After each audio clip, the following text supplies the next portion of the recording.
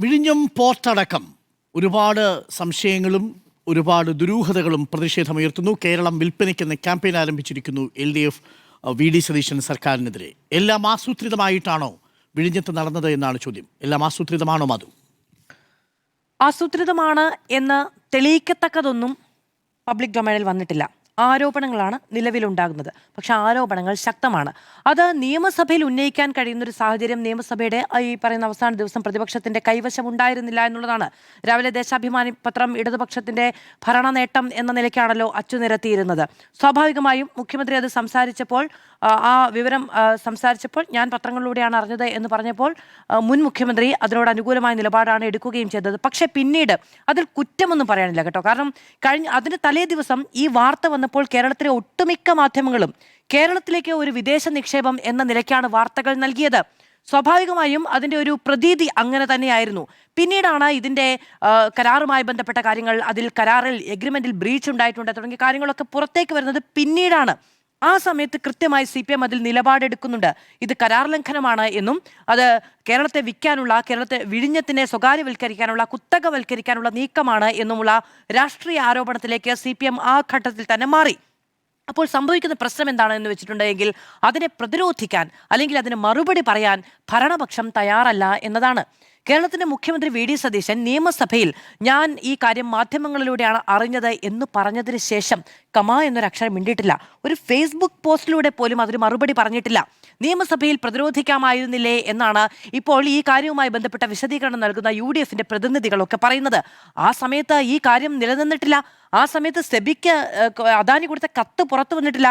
സെബിക്ക് അദാനി കൊടുത്ത കത്തിൽ അതിൻ്റെ പ്രാരംഭഘട്ടത്തിൽ തന്നെ വ്യക്തമായി പറയുന്നുണ്ട്, with reference to the caption's subject, we would like to inform you that the company has entered into a share purchase and subscription agreement on June 29, 2026 എന്ന് പറയുന്നുണ്ട്. അതായത് അവർ ധാരണയിലെത്തിയിട്ടുണ്ട്, അവർ എഗ്രിമെന്റിലെത്തിയിട്ടുണ്ട് എന്നവർ സെബിയെ അറിയിക്കുന്നു. ഇനി നമ്മുടെ ഇന്നലത്തെ വാർത്ത എന്താണ്? സെബിയെ ഇത് അറിയിക്കേണ്ടതില്ല, പകരം എന്താണ് വേണ്ടത്? സർക്കാരിനെയാണ് അറിയിക്കേണ്ടത്. സെബിയെ അറിയിക്കേണ്ടതില്ലായിട്ട് പോലും സെബിയെ അറിയിക്കുന്നു. പക്ഷേ അറിയിക്കേണ്ട സർക്കാരിനോട് അറിയിച്ചില്ല. അതുകൊണ്ടാണ് കഴിഞ്ഞ ദിവസം പറഞ്ഞത് സെബിയുടെ ചിട്ടവട്ടങ്ങൾ അനുസരിച്ചോ ചട്ടപ്രകാരമോ അല്ല വിഴിഞ്ഞം പോർട്ടുമായി ബന്ധപ്പെട്ട കാര്യത്തിൽ അദാനി നിലപാടെടുക്കേണ്ടത്, അത് കേരളവുമായി ഒപ്പുവെച്ച എഗ്രിമെന്റുമായി ബന്ധപ്പെട്ടാണ് എന്നുള്ളത്. അതിൽ കരാർ വയലേഷൻ ഉണ്ടായിരിക്കുന്നു എന്ന കാര്യത്തിൽ തർക്കമില്ല. ഇനി രണ്ടു കാര്യങ്ങളാണ് അതിലുണ്ടായിരിക്കുന്നത്. ഇപ്പൊ നോക്കൂ, എന്താണ് സർക്കാർ ചെയ്തത്? ഒരു എംപവേർഡ് കമ്മിറ്റിയെ രൂപീകരിച്ചു. ഈ വാർത്തകളും വിവാദങ്ങളും ആയതിനു ശേഷം ഒരു കമ്മിറ്റി രൂപീകരിച്ചു.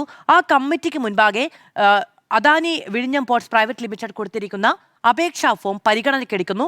നമ്മുടെ രാജ്യസുരക്ഷ, നമ്മുടെ പൊതു താല്പര്യം, സംസ്ഥാനത്തിന്റെ സാമ്പത്തിക താല്പര്യം തുടങ്ങിയ കാര്യങ്ങൾ പരിഗണിച്ച് തീരുമാനമെടുക്കാൻ എംപവേർഡ് കമ്മിറ്റിയെ ചുമതലപ്പെടുത്തിയിരിക്കുന്നു. ഇത് സാധ്യമാണ് എപ്പോൾ ഇവർ ഈ സെബിയിൽ പോയി കാര്യങ്ങൾ അറിയിക്കുന്നതിന് മുൻപും ഇവർ MSC കമ്പനിയുമായി കരാർ ഒപ്പുവെക്കുന്നതിനും ധാരണയിലെത്തുന്നതിനും മുൻപ് ഞങ്ങൾക്കിതിനു താല്പര്യമുണ്ട്, എന്താണ് കേരളത്തിന്റെ അഭിപ്രായം എന്ന് ചോദിച്ചാണ് ഈ കത്ത് കൊടുത്തതെങ്കിൽ എംപവേർഡ് കമ്മിറ്റിയെ ചുമതലപ്പെടുത്താം, പഠിക്കാം, വേണമെങ്കിൽ നിയമോപദേശം കൊടുക്കാം. ഈ കരാറിൽ പറയുന്നത് ഇതൊന്നുമല്ല കേട്ടോ. കരാറിൽ പറയുന്നത് ഒരു ഇൻഡിപെൻഡന്റ് എഞ്ചിനീയറെ ചുമതലപ്പെടുത്തണം എന്നുള്ളതാണ്. അതല്ല എങ്കിൽ ഡൽഹിയിലുള്ള ഒരു ഏജൻസിയിലേക്ക് ഇതുമായി ബന്ധപ്പെട്ട നിയമപ്രക്രിയയിൽ പരിഹാരം കാണാൻ പോകണമെന്നാണ്. ഇത് രണ്ടുമല്ല ചെയ്യുന്നത്, അതൃപ്തി അറിയിക്കുകയാണ് ചെയ്തത്. ഇന്നിപ്പോൾ CPMന്റെ പ്രതിനിധി പരിഹസിച്ചത് പ്രണയലേഖനം എഴുതി എന്നുള്ളതാണ്.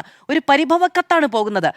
അങ്ങനെ ആയിരുന്നില്ല അത് ചെയ്യേണ്ടത്. അപ്പോൾ കരാർ ലംഘനം ഉണ്ടായതിനു ശേഷം നൽകിയ അനുമതിയെ എംപവേർഡ് കമ്മിറ്റി രൂപീകരിച്ച് പരിശോധിക്കുകയല്ല വേണ്ടത്.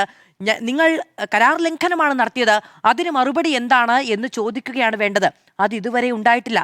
ഇനി നിയമസഭയിലാകട്ടെ ഇത് അറിഞ്ഞില്ല എന്ന് പറയുന്നതിനപ്പുറത്തേക്ക് അദാനി ഈ വിഴിഞ്ഞം പോർട്ടുമായി ബന്ധപ്പെട്ട് എടുത്ത നിലപാട് തെറ്റാണ് എന്നൊരു വിമർശനം ഉന്നയിക്കപ്പെടുന്നില്ല. അത് സർക്കാർ അറിഞ്ഞു വേണമായിരുന്നു എന്ന് പറയുന്നതിനപ്പുറത്തേക്ക് ഒരു കുത്തക കമ്പനി നമ്മുടെ പരമാധികാരത്തിന്മേലേക്ക് കടന്നു കയറി ചെയ്ത ഇമാതിരി തോന്നിവാസങ്ങളെ വിമർശിക്കുക എന്ന് പറയുന്നുണ്ടല്ലോ. നല്ല മൂർച്ചയിൽ സംസാരിക്കാൻ അറിയുന്നവരാണല്ലോ രാഷ്ട്രീയ നേതാക്കൾ. VD സതീശൻ പ്രത്യേകിച്ചും ഒരു വാക്കുകൊണ്ട് പോലും കുത്തി നോവിച്ചിട്ടില്ല. അപ്പോൾ അങ്ങനെയുള്ളൊരു പ്രശ്നം കൂടി അവിടെ നിൽക്കുന്നുണ്ട്. രണ്ടാമത്തേതാണ് ദിവ്യ S അയ്യരുടെ ആ സ്ഥാനത്ത് നിന്ന് മാറ്റിയതുമായി ബന്ധപ്പെട്ട് ഇപ്പോൾ KK രാഗേഷ് ഫേസ്ബുക്കിൽ കുറിച്ചിരിക്കുന്നത് തന്ത്രപരമായ ചില സമീപനങ്ങൾ സ്വീകരിച്ചു, കരാർ ലംഘനം ഉണ്ടാകാനുള്ള നീക്കങ്ങൾ അദാനി ഗ്രൂപ്പിന്റെ ഭാഗത്തു നിന്നുണ്ടായപ്പോൾ അതിനെ തടഞ്ഞു എന്നൊക്കെയാണ്. കരാർ ലംഘനം ഉണ്ടാകാനുള്ള ശ്രമങ്ങൾ അപ്പോൾ അതിനു മുൻപും അദാനി കമ്പനിയുടെ ഭാഗത്തു നിന്നുണ്ടായി എന്നാണോ കെ രാഗേഷ് പറയുന്നത് എനിക്കറിയില്ല.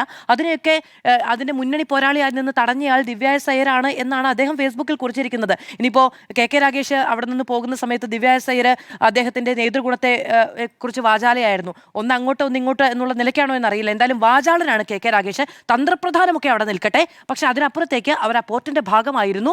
ഇപ്പോൾ അവിടേക്ക് എത്തിയിരിക്കുന്നത് ഈ പോർട്ട് ഡെവലപ്മെന്റുമായി ബന്ധപ്പെട്ട് യാതൊരു തരത്തിലുള്ള ഈ മുൻപരിചയവും ഇല്ലാത്ത ഒരാളാണ്. അത് മുഖ്യമന്ത്രിയുമായി ചേർന്ന് നിൽക്കുന്ന അദ്ദേഹത്തിന്റെ പ്രൈവറ്റ് സെക്രട്ടറി കൂടിയായിട്ടുള്ള രത്തൻ കേൽക്കറാണ്. രത്തൻ കേൽക്കർ തന്നെയാണ് പോർട്ട് സെക്രട്ടറിയുമായിട്ട് നിൽക്കുന്നത്. ഇതിലൊക്കെ ഒരു ഗൂഢാലോചന സിദ്ധാന്തം CPM ഉന്നയിക്കുന്നുണ്ട്, മുൻ മുഖ്യമന്ത്രി ഉന്നയിക്കുന്നുണ്ട്. മുൻ മുഖ്യമന്ത്രി കഴിഞ്ഞ ദിവസം മാധ്യമങ്ങളെ കണ്ടപ്പോൾ പറഞ്ഞത് സർക്കാർ അറിഞ്ഞു എന്നാണ്. പക്ഷെ അതുമായി ബന്ധപ്പെട്ട് CPM ഇതുവരെ മുന്നോട്ട് വെക്കാൻ ഒരു രേഖ കിട്ടിയിട്ടില്ല എന്നതാണ്. സർക്കാർ അറിഞ്ഞു എന്ന് ബോധ്യപ്പെടുത്താൻ കഴിയുന്ന ഒരു രേഖ മുന്നോട്ട് വെച്ചിട്ടില്ല. സെബിയെ അറിയിച്ചു എന്നുള്ളതാണ്. സെബിയെ അറിയിച്ചാൽ സർക്കാർ അറിയണമെന്നില്ല. അവിടെ ഒരു ബ്രീച്ച് ഉണ്ടായിരിക്കുന്നത് അദാനിയുടെ ഭാഗത്തു നിന്നാണ്. അതിനെ പക്ഷേ ഇച്ഛാശക്തിയോടെ നേരിടുന്നതിൽ, ഇതിവിടെ നടക്കില്ല എന്ന് വളരെ കൃത്യമായി പറയുന്നതിൽ, ഇത് BJP ഭരിക്കുന്ന സംസ്ഥാനമല്ല, നിങ്ങൾക്ക് തോന്നിവാസം കാണിക്കാൻ എന്ന് പറയുന്നതിൽ VD സതീശൻ പിന്നാക്കമാണ്. ഇനി അദ്ദേഹം പഠിക്കുമായിരിക്കും, പറയുമായിരിക്കും എന്നുള്ളതാണ് നമുക്കതിൽ പറയാൻ കഴിയുന്നത്. കുറച്ചു മുമ്പ് കോൺഗ്രസിന്റെ പ്രതിനിധി വന്നിട്ട് ഇപ്പോൾ പറയാൻ ഇപ്പോൾ നിങ്ങൾ അറിയണ്ട എന്ന് പറയുന്നത് ആരോടാ പറയുന്നത്? ജനങ്ങളോടാണ് പറയുന്നത്. നിങ്ങൾ ഇപ്പോൾ അറിയേണ്ട എന്ന് പറയുന്ന ഒരു സർക്കാരുണ്ടോ ജനാധിപത്യത്തിൽ? എനിക്കറിയില്ല കേട്ടോ, എൻ്റെ അനുഭവ പരിചയത്തിലില്ല. നിങ്ങൾ ഇപ്പോൾ അറിയേണ്ടതില്ല എന്ന് പറയുന്ന ഒരു സർക്കാരുണ്ടോ എന്നറിയില്ല. അങ്ങനെയാണ് എങ്കിൽ നോക്കൂ, ഇപ്പം ഓപ്പറേഷൻ സിന്ദൂരുമായി ബന്ധപ്പെട്ട 6 പേരുടെ വീരമൃത്യു, ആ വിവരം കേന്ദ്ര സർക്കാർ മറച്ചുവെച്ചു എന്ന് പറഞ്ഞുകൊണ്ട് നിങ്ങളിപ്പോൾ അറിയേണ്ടതില്ല എന്ന് കേന്ദ്ര സർക്കാർ തീരുമാനിച്ചപ്പോൾ അതിനെതിരെ രാഷ്ട്രീയമായി യുദ്ധം ചെയ്യുന്ന ആളുകളാണ് കോൺഗ്രസ്സുകാർ. നിങ്ങളിപ്പോൾ അറിയേണ്ടതില്ല എന്ന് കോൺഗ്രസ് നേതാക്കൾ നമ്മളോട് വന്ന് പറയാൻ എന്താ മറുപടി പറയാ? 5 വർഷത്തേക്ക് അധികാരത്തിൽ കയറിയിരിക്കുന്ന ഒരു സർക്കാരിന്റെ പ്രതിനിധി ഒന്ന് പറയാ നിങ്ങളിപ്പോൾ അറിയണ്ട എന്ന്. അങ്ങനെയാണെങ്കിൽ അങ്ങനെ എന്ന് പറയാ എന്നത് മാത്രമേ നമുക്ക് നിയമപരമായി ചെയ്യാൻ കഴിയുകയുള്ളൂ എന്നതാണ്. ഇനി പക്ഷെ അപ്പോഴും അവിടെ ഒരു പ്രശ്നമുണ്ട്. സംസ്ഥാന സർക്കാരിന് ഇന്റലിജൻസ് സംവിധാനങ്ങളൊക്കെ ഉണ്ട്, മാധ്യമങ്ങളുടെ സോഴ്സ് പോലും ഇല്ല, പത്രം വായിച്ചിട്ടേ അറിയാൻ കഴിയുള്ളൂ എന്ന് പറഞ്ഞാൽ അതൊരു പരിമിതമായ സാഹചര്യമാണ് എന്നതുകൂടി പറയേണ്ടതുണ്ട് എന്ന് തോന്നുന്നു. അപ്പോൾ നിയമസഭയിൽ ഈ വിഷയം ഉന്നയിച്ചു കഴിഞ്ഞിരിക്കുന്നു. നിയമസഭയിൽ അന്ന് പ്രതിപക്ഷത്തിന് ഉന്നയിക്കാൻ കഴിയുന്ന രേഖകളൊന്നും, ഇത് ആദ്യത്തെ ദിവസമായിരുന്നു, അതുകൊണ്ട് തന്നെ രേഖകളൊന്നും ഉണ്ടായിരുന്നില്ല. ഇനി സർക്കാർ അറിഞ്ഞു എന്ന് പറയാൻ ഇപ്പോഴും രേഖകളില്ല, ഇപ്പോഴും പുറത്തു വന്ന രേഖകൾ പര്യാപ്തമല്ല എന്നതുകൂടി ഒരു പ്രശ്നമാണ്. ഈ ഒരു ക്രിമിനൽ ബുദ്ധി അതിൽ പ്രവർത്തിച്ചിട്ടുണ്ട് എന്നുള്ളതൊക്കെയാണ് കെ രാഗേഷിന്റെ ഫേസ്ബുക്ക് പോസ്റ്റിലുള്ള ആരോപണം. പക്ഷേ ഒരു ഹോട്ട് ലൈൻ ഉണ്ട് ഇതിന് എന്നതാണ് ആരോപണം. അതായത് വിഴിഞ്ഞം പോർട്ടുമായി ബന്ധപ്പെട്ട തീരുമാനങ്ങൾ എടുക്കാൻ ഒരു ഹോട്ട് ലൈൻ ഉണ്ട്. അത് എല്ലാ വകുപ്പുകളുടെയും ഒരു ഹോട്ട് ലൈൻ ഉണ്ട്. അത് നയിക്കുന്നത് മുഖ്യമന്ത്രി VD സതീശൻ തന്നെയാണ് എന്നത് ഒരു സ്വാഭാവിക യുക്തിയിൽ ഉന്നയിക്കപ്പെടുന്ന വിമർശനമാണ്. ഇതിനൊക്കെ മറുപടി പറയുക എന്ന് പറയുന്ന ഒരു ജനാധിപത്യപരമായ കാര്യമാണ് കേട്ടോ. അത് എന്തുകൊണ്ടാണ് മുഖ്യമന്ത്രി ചെയ്യാതിരിക്കുന്നത് എന്ന കാര്യത്തിൽ എനിക്ക് കടുത്ത നിരാശയുണ്ട്.